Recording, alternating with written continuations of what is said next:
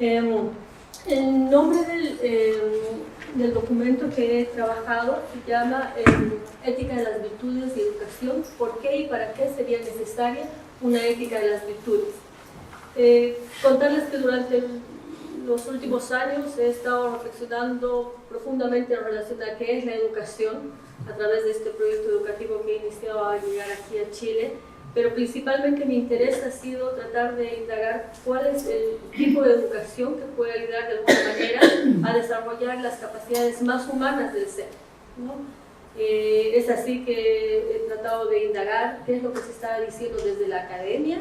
en relación a la ética de las virtudes, tratar de entrar a un campo no necesariamente religioso, sino académico, para ver cuáles son las propuestas que se estaban gestando desde la academia. Para tratar de ver si estas propuestas, estas miradas, podrían de alguna manera ayudar a sentar las bases de una educación que vaya más allá de una educación que esté ligada solamente a la entrega de conocimientos puros y duros y ir más allá de una educación instrumental, ¿no? Durante este proceso, de alguna manera, me han surgido varias interrogantes en relación a cuál ha sido el devenir histórico de la ética de las virtudes a través de la historia, cuándo y en qué momento la ética de las virtudes es vinculada con un proceso religioso, cuándo la ética de las virtudes es relegada a un mundo de lo privado, y si es que esta incorporación de la ética de las virtudes de alguna manera podría ayudar a beneficiar a este sistema educativo que finalmente estamos construyendo y estamos todavía dándole formas porque sabemos de que no es el más adecuado el que tenemos hoy en día. Y bueno, todo esto, este trabajo surge en un momento en que sabemos y somos testigos que como humanidad estamos en una serie de desequilibrios sociales, económicos, políticos, religiosos, y que requieren de alguna manera alguna solución que al parecer no la estamos encontrando en sistemas políticos, en un sistema que hoy por hoy está tratando de desplegar desde las entidades públicas, desde los líderes. En base a bueno, este trabajo yo lo he intentado indagar a tres autores, a Victoria Camps, a De la Cortina y Humberto Maturana, de quienes he sacado algunos conceptos e ideas para finalmente estructurar un concepto de lo que yo voy a entender como ética de las virtudes, y decirle que tiene que ver con un enfoque de vida que esté sustentado en principios y virtudes que busca el desarrollo del carácter del ser humano. El mismo que debe evidenciar un comportamiento de actos de excelencia en su cotidiano vivir y que esto influya de manera positiva a su vida en particular, pero también al de la comunidad. Implica también reconocer las consecuencias de los actos, junto a ser consciente de la influencia y el rol de las emociones en el plano individual y en el plano colectivo.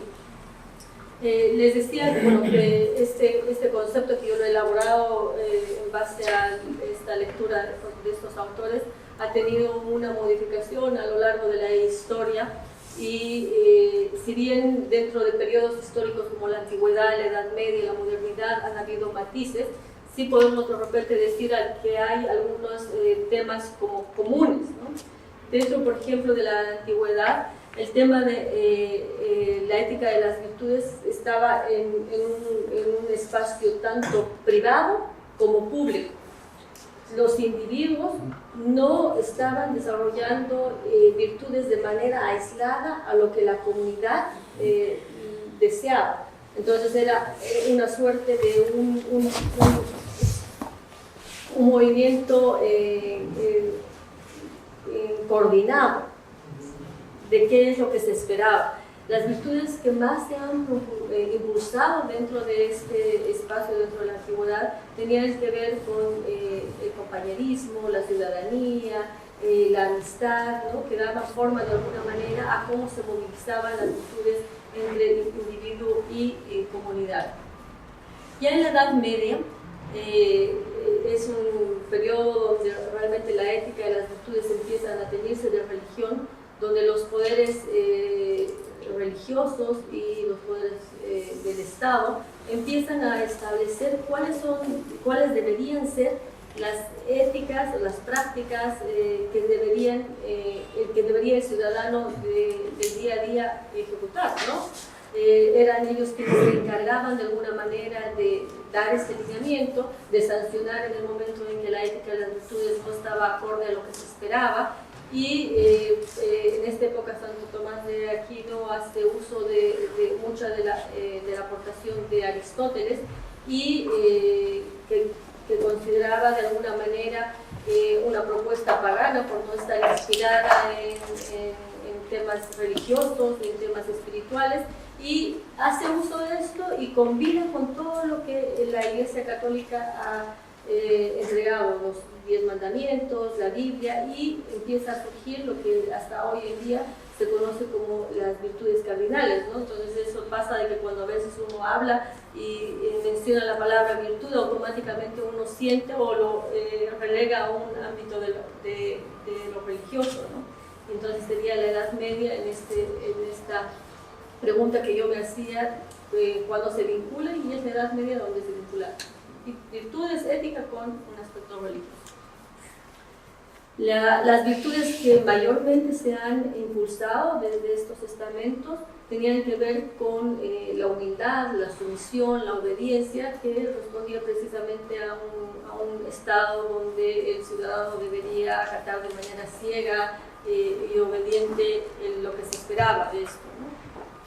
Ya en la época de la modernidad, de alguna manera Kant dice y menciona que es un momento donde la humanidad sale de un periodo de la oscuridad, ¿no? Empieza a dejar todas aquellas prácticas, dogmas paganas, ciegas, y empieza a relacionarse con una postura racional absoluta, y se empiezan a promulgar virtudes tales como la libertad, el tema de la democracia, el tema de del individualismo. El tema en este periodo histórico empieza a sentirse que la ética de las virtudes no es un asunto que debería ser tratado desde los estamentos gubernamentales, sino sería un tema que se lo debería trabajar de alguna manera desde lo doméstico, la familia, y no es una preocupación que pasa a ser parte del Estado. En este periodo el quehacer racional sin duda empieza a florecer toda una corriente en diferentes áreas del conocimiento, empieza de alguna manera a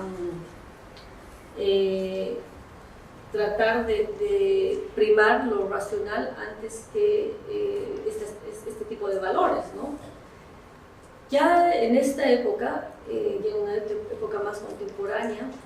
ya aproximadamente en los años 90, un grupo de intelectuales, entre ellos los autores a los que he hecho mención y los que he estudiado, empiezan a cuestionar el hecho de que la ética de las virtudes ha sido relegada en el periodo de la modernidad, y sienten de que hay una necesidad urgente de retomar esta ética de las virtudes y insertarlas en todos los estamentos de la sociedad, no solamente en un ámbito doméstico, donde normalmente la mujer era la encargada de transmitir todas estas enseñanzas, sino se impulsa la necesidad de que los líderes y los gobiernos asuman y promuevan e impulsen el tema de la ética de las virtudes dentro de estos estamentos.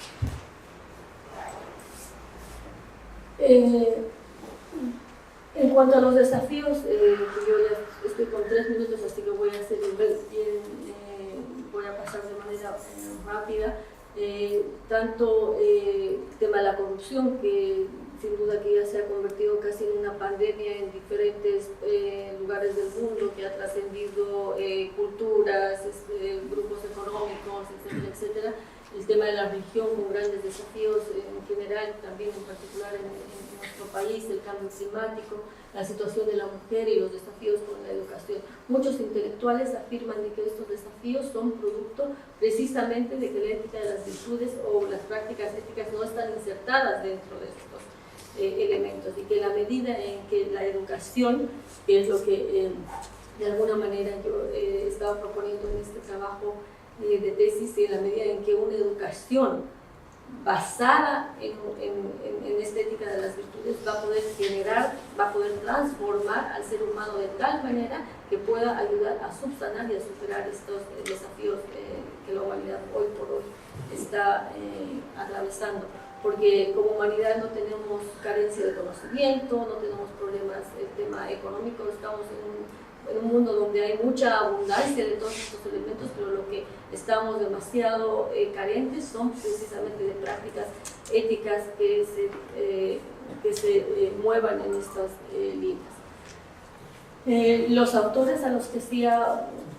mención empiezan con diferentes matices, pero básicamente hablan de que el proceso de educación no es un proceso, no debería ser un proceso donde se abre el cerebro de los estudiantes y se vacía conocimiento, sino es un proceso transformador, es un proceso en que los estudiantes se potencian, pero no se potencian simplemente por el hecho de ser mejores como individuos, sino se potencian para poder transformar su comunidad. Entonces estos elementos son comunes y, por ejemplo, Adela Cortina también avanza en este sentido, que una educación basada en virtudes podría de alguna manera ayudar a sentar las bases de la construcción de una nueva civilización, de una nueva forma de organización social. En el tema, que es una de las preguntas que hacía al inicio de la presentación, ¿por qué y para qué sería necesaria incorporar esta ética de las virtudes dentro del contexto general, pero particularmente del proceso educativo? Victoria Camps nos habla de que no vivimos de espalda a la ética. La ética de alguna manera es un motor de cambio. Adela Cortina nos habla de que hay una disonancia clara entre lo que nosotros decimos, entre lo que nosotros hacemos como individuos. Estamos definitivamente en un tiempo de desorientación, y es una de las por qué deberíamos apuntar a una educación basada en virtudes. Maturana también habla de que necesitamos este motor de transformación, y el para qué definitivamente está apuntado a que necesitamos construir una ciudadanía mundial que garantice el bienestar del individuo y de la comunidad. Necesitamos fortalecer un carácter mucho más altruista en cada uno de nosotros, que apunte al servicio de la comunidad y no al servicio personal. Necesitamos cambiar el orden internacional de cómo se está gestando la economía, la política, y estos serían los grandes para qué de por qué es necesario incorporar dentro del proceso educativo. Y la educación definitivamente es la instancia donde nosotros estamos formando a seres humanos para que puedan ser futuros constructores de esta sociedad. Yo voy a terminar de repente con esto, que ya sé que estoy en el tiempo, diciendo de que la educación en sí no es la meta final. La educación es un medio que nos va a permitir llegar a lo que queremos. Voy a permitirme leer este último párrafo que dice que un modelo de educación integral no se concreta, no hay una receta única, sino que se requerirá de ciudadanos capaces de reconocer la necesidad de edificar un nuevo orden mundial como un proyecto común, capaz de reconocer el concepto de la unidad de la humanidad y que invita a ver a los demás como parte de una familia humana, donde la diversidad, pluralidad de los miembros no es una amenaza, sino una riqueza, de tener una claridad, de una clara mirada del mundo, los ciudadanos, y sin duda de que seamos capaces de diseñar una base de estructura educativa integral que pueda llevar adelante este proyecto común. Básicamente esta